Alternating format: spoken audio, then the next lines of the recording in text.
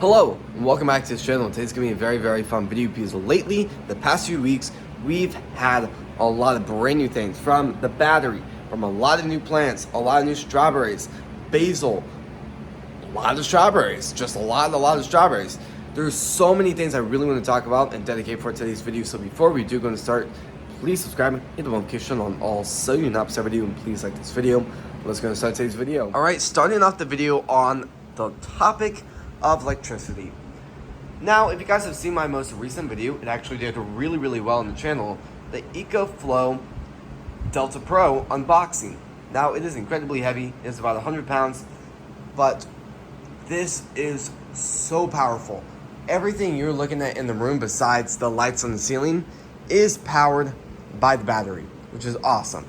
Now, technically right now, it's just going from the outlet directly through the battery. So there's not any big stuff happening right now, but you can see there's a ton of information on it. It's really cool.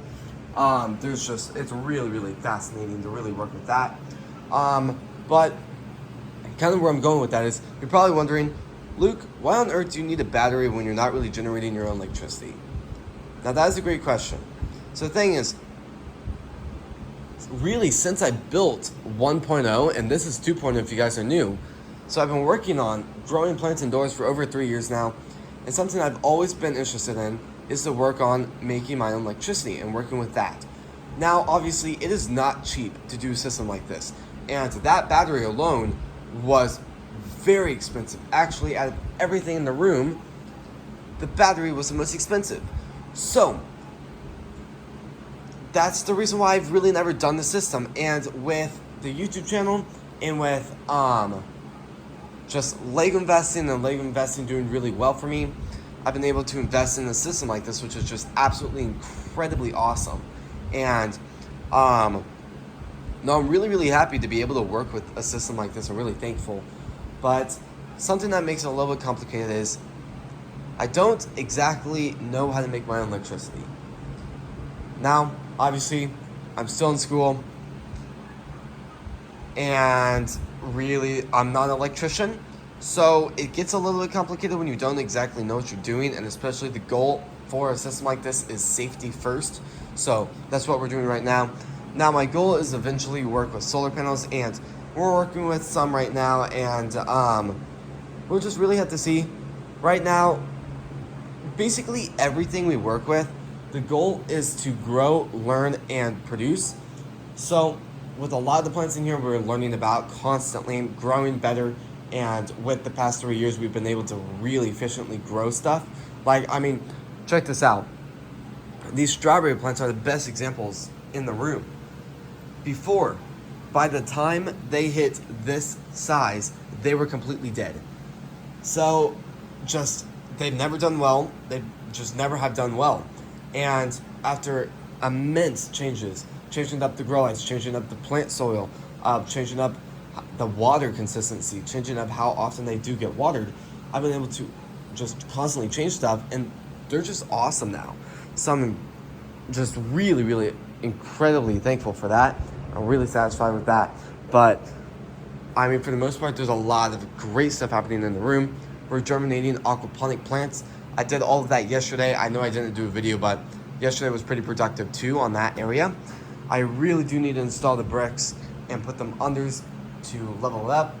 Right here, we also put some signs. So now they say zone 3, zone 4 right there, 2, and then 1. You can see each area is labeled. So strawberry, microgreen, strawberry. And it's identical on the other side. So we have 4 shelves designated for microgreen growth only, while we have about 5 shelves designated for strawberry growth, 1 shelf for basil, 1 shelf for mint, 1 shelf for oregano, and 1 shelf for cilantro.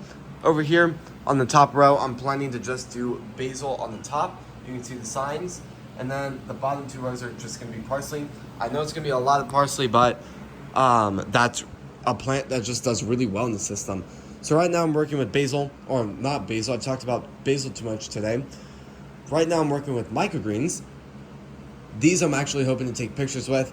A lot of the stuff in here I'm growing right now, I'm really hoping to take pictures with eventually and start getting the plants ready for our opening day. And just some information in here. We are looking at opening up about 2 weeks early, which we're going to call the pre-days, where there'll be a really limited supply of plants, but it'll just be like a normal operating day to kind of just see what it's like, see if we need to change anything before our opening day when there's a lot more stuff in stock. But we're growing a lot of stuff right now. All of these plants are under testing. None of them will be eaten. We're overgrowing lettuce to see how they are. We're over, just basically for the most part, all of these are being overgrown. And for the most part, I've actually turned off the system. So right now they're just kind of sitting, waiting for me to throw them away. We're also growing basil. Now these basil plants don't look the best, and theoretically I probably should have planted them a lot earlier than when I did. So that's my bad on my side, but it's doing pretty good. These strawberries are brand new strawberries. You can see the leaves starting to form. We have even more over there. Again, if you guys do want to check that video out, we planted 150 strawberry bare root plants in that video. Absolutely awesome. We're walking over here. Something I'm very excited about is we now have a ton of rectangle pots in here. And that is just awesome. I've even placed even more orders for more trays, so that is even better. Going over here, not a ton of stuff new in here, but you probably noticed the carpet looks clean, and that's because we now have a brand new vacuum in here. Now this automatically empties out in this compartment right here, which is really, really good. It also is just really, really cool. Has an entire map of that room, and really, it's just really cool. And I mean, for the most part, there's a lot of stuff we're working with. Eventually with the battery, I'm hoping to generate power by spinning magnets and wire coils. I've already kind of built a system like that before with these really cool magnets and this wire. Let's just say that did not work at all, and that was a big waste of supplies, but I might look into some ones already made on Amazon. I don't really know how they work. So I guess they're like motors actually. So you put them on the bike and then give electricity and then boom, it spins. But the thing is, it also says generator, and you can also use them to make power. So number one, if you're putting power into it, it's going to spin. It's good to put on maybe a bike or maybe a motorcycle, maybe just a scooter, it could be infinite. But when you spin the motor, it's going to generate some electricity because it's spinning magnets around the coil wire. So I might look into some ones like that. They aren't super expensive, but at the same time, they're not cheap. So I might have to look into a way like that. Now, the question I've always been asking myself for a very long time now is, the easy part is building the generator. But the question is, what is going to spin it? Now, at first it sounds like a really easy question, but once you actually start thinking about it, you really realize, wait a second, what is going to spin it? Because obviously you don't want to stand in a room for 8 hours a day and spin it.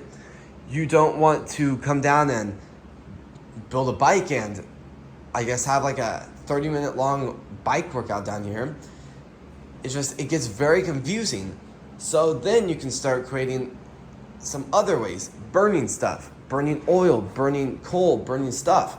But I mean, at the end of the day, with this setup and working with all these absolutely incredible features, I am a very big person about fossil fuels and not doing that and just kind of preserving the world and just kind of fixing the world with how it is right now.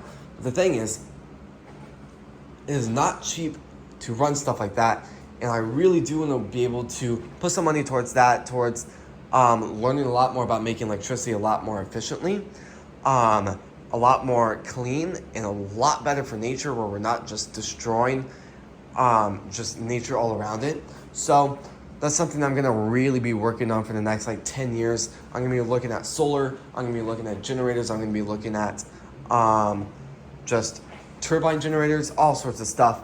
And I've looked at many things. I've looked at hydro generators, I've looked at wind energy, I've looked at basically everything on that area, but it just gets really complicated because it is not cheap to have a system like that. It is not cheap at all. But for the most part, everything is doing really well in here. I mean, just kind of talking about stuff. I mean, besides the aquaponics part, and that part was kind of more on an oops on my side. I planted them when they were too young and too small, and the nutrients, with how strong the nutrients was, it kind of killed off all the plants. So I'll have to take those out and let the ones that are growing right now grow a lot longer and a lot bigger before they do go in the system. But for the most part, besides aquaponics, everything in here is doing really, really well. I mean, just when I built the system, I knew there's going to be challenges. I knew there's going to be stuff that wouldn't grow. But I mean, the numbers that are coming back are way better than I could have ever imagined, which is absolutely awesome. Fish-wise, the fish in here are doing absolutely awesome. There's one fish that I'm a little bit worried in here that I'm not really going to talk about in today's video because, well, you know what? Might as well. It's the brain-licking goldfish. That one right there. It's got some marks on the side of its head, which are a little bit making me a little bit worried for it. So we've done a little bit work on trying to fix it a little bit, trying to heal it up, and it's done a lot better. And lately, that fish has actually done a lot better. Walking in here to the ecosystem, there's a lot of awesome stuff happening in here too. Number one, the baby guppies. Now right now they are just so small, they're so hard to find, but once you see them, we got a shrimp right there, but once you see one of the baby guppies for the first time, you will see the rest of them. We got one right there. You know what, I'm gonna have to go into 0.5, but we got one right there, if you can see that. You know what, there's another one back there. We got some really little ones, but I mean, check this out. So with a lot of research and just raising these, we now have 2 official males in here. The fully grown one, that was actually the OG one that started in the fish tank. And we have this little male right here, very, very young. But I mean, it is maturing into a very beautiful guppy. So that is awesome. So, I mean, for the most part, that is doing really, really good. For the most part, everything outside is doing all right. For the most part, it's kind of funny. I can just stand right here. And basically, that's the outdoor garden tour.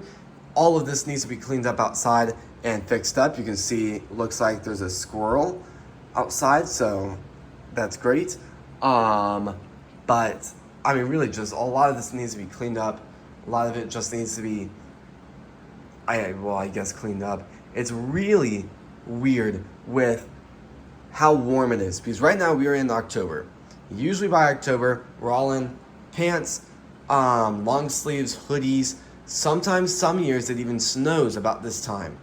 And it is really weird because right now it is in the 80s here. It is like Florida here, which is really cool. I do like warm weather. Not a big fan of winter, which is kind of funny because our winters here are really extreme in Missouri. But I mean, this facility I work in all the time is about 80 degrees, about 75 usually. But I mean, it's really weird because the weather's even saying for the next 2 weeks, it is not even going to go under really 65 degrees at night during the day. So that is very strange, but I mean, for the most part, everything in here is doing really well. And for the most part, this is going to be the end of the video. So, if you guys like these types of videos, please subscribe, hit the notification on all so you not miss a video, and please like this video. Thank you guys so incredibly much for watching today's video, and I'll see you guys when we post next. Peace.